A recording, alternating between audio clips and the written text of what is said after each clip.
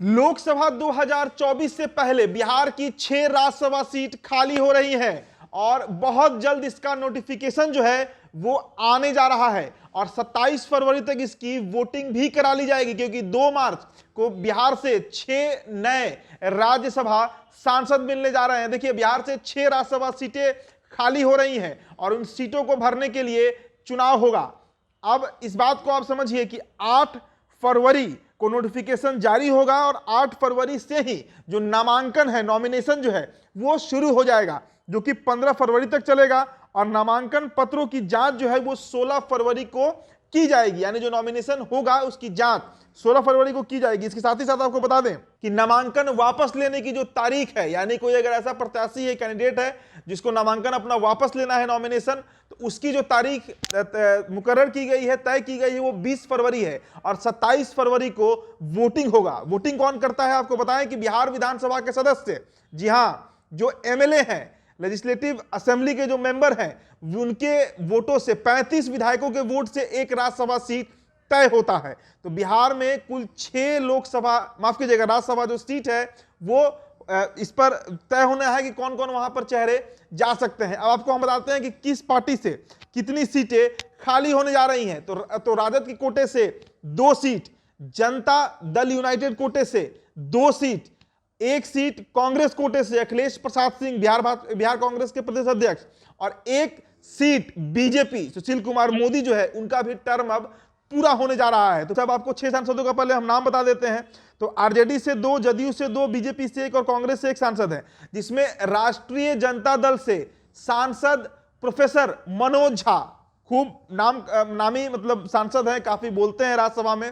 उसके अलावा अशफाक करीम, जिनका अल करीम यूनिवर्सिटी भी है कटिहार में, वो भी इस बार राज्यसभा में उनका टर्म जो है वो 2 मार्च को पूरा होने जा रहा है। इसके अलावा कांग्रेस के प्रदेश अध्यक्ष अखिलेश प्रसाद सिंह, जदयू के सबसे वरिष्ठ नेता और उपाध्यक्ष वशिष्ठ नारायण सिंह, उनका भी टर्म 2 मार्च को खत्म होने जा रहा है।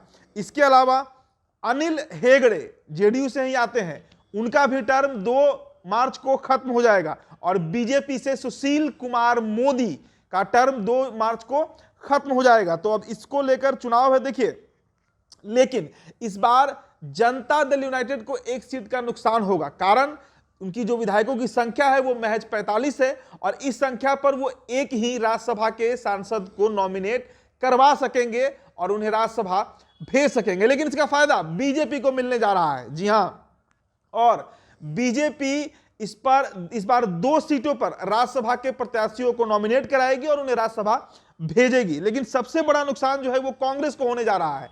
कारण क्या है कि 2018 में जो नामांकन हुआ था और जो वोटिंग हुआ था, उसमें राजद के विधायकों के वोट के बदौलत कांग्रेस के जो प्रदेश अध्यक्ष हैं अखिलेश प्रसाद सिंह, वो राज्यसभा पहुंचे थे। लेकिन इस बार इसकी उम्मीद कम जताई जा रही है कि आरजेडी का वोट कांग्रेस को मिलेगा। कारण समझिए, जो वाम दल है, जो सीपीआईएम है, उसमें जो दीपांकर भट्टाचार्य राष्ट्र सचिव हैं, वो लगातार इस बात की दबिश आरजेडी पर बना रहे हैं, क्योंकि उनके 16 विधायक हैं और 19 विधायकों का समर्थन अगर उनको मिल जाए तो 35 विधायकों के वोट से वो राज्यसभा जा सकते हैं, जिस पर राजद लगभग तैयार भी है। यानी कांग्रेस के जो प्रदेश अध्यक्ष है, उनकी सांसदी राज्यसभा का जो मेंबरशिप है वो खत्म हो सकता है। इसके अलावा आपको बताएं कि बीजेपी को जो 2 राज्यसभा सीट इस बार मिल रहा है, इस पर वो प्रत्याशी डिक्लेयर करेगा। जीतन राम मांझी से बातचीत चल रही है, क्योंकि जीतन राम मांझी को या तो 1 लोकसभा सीट मिलना है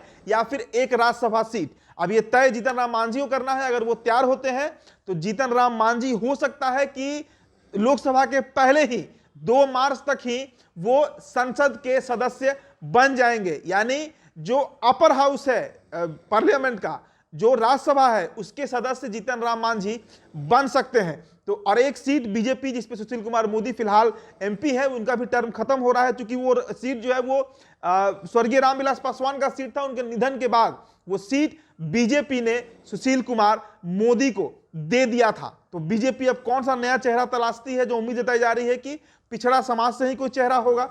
और 1 सीट अगर जीतन राम मांझी तैयार हो जाते हैं तो वो भी इस बार राज्यसभा के सदस्य बन सकते हैं। तो यही 6 सीटों का गुणागणित है।